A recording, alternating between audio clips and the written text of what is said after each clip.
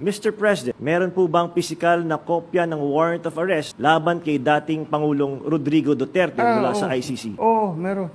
This came in. Actually, it came in. I received it I received it at 3 a.m. last night, and we went back and forth 6:30. So yes, there is a very clear.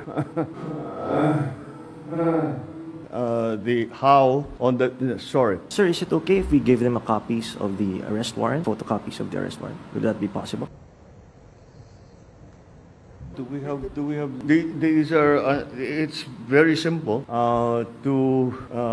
Second question, sir. Mr. President, sinasabi ng kampo ni PRRD na unlawful arrest daw itong ginawang pag-aresto sa kanya.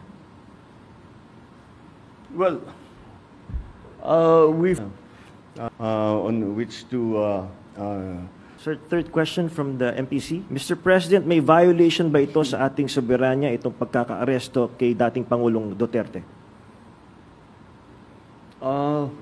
No. Bakit naman? Dahil, Pang-apat po na tanong, Mr. President, sinasabi po nila na ito ay political persecution lamang at may kaugnayan din daw sa 2028 elections. Okay, well, I'm sure, but